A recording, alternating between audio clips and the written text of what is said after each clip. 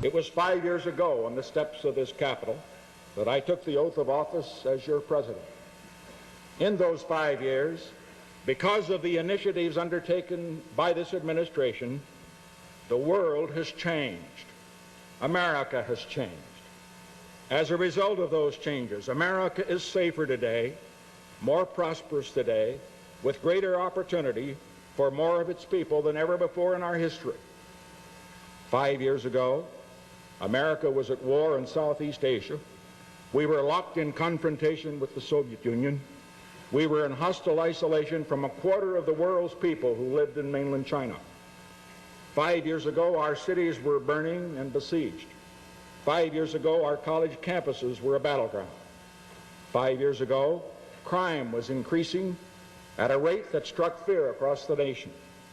5 years ago, the spiraling rise in drug addiction was threatening human and social tragedy of massive proportion, and there was no program to deal with it. 5 years ago, as young Americans had done for a generation before that, America's youth still lived under the shadow of the military draft. 5 years ago, there was no national program to preserve our environment. Day by day, our air was getting dirtier, our water was getting more foul. And 5 years ago, American agriculture was practically a depressed industry, with 100,000 farm families abandoning the farm every year. As we look at America today, we find ourselves challenged by new problems.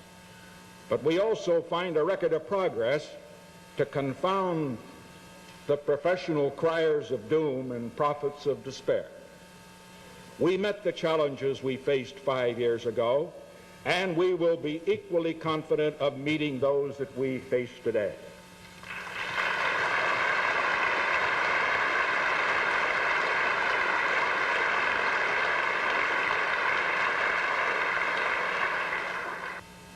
Looking at the year 1974, which lies before us, there are 10 key areas in which landmark accomplishments are possible this year in America.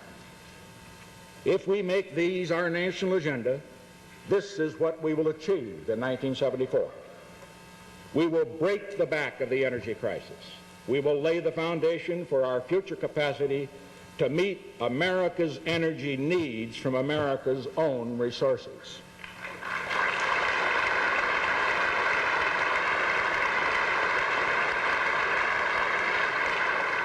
And we will take another giant stride toward lasting peace in the world, not only by continuing our policy of negotiation rather than confrontation where the great powers are concerned, but also by helping toward the achievement of a just and lasting settlement in the Middle East.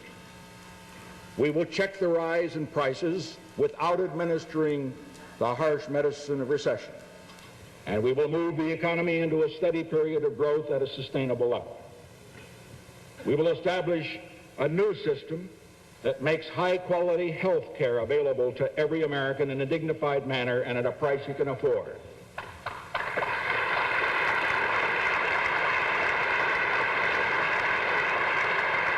We will make our states and localities more responsive to the needs of their own citizens. We will make a crucial breakthrough toward better transportation in our towns and in our cities across America. We will reform our system of federal aid to education to provide it when it is needed, where it is needed, so that it will do the most for those who need it the most.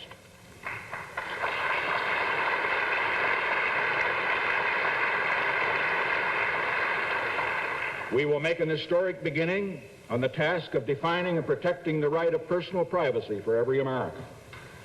And we will start on a new road toward reform of a welfare system that bleeds the taxpayer, corrodes the community, and demeans those it is intended to assist.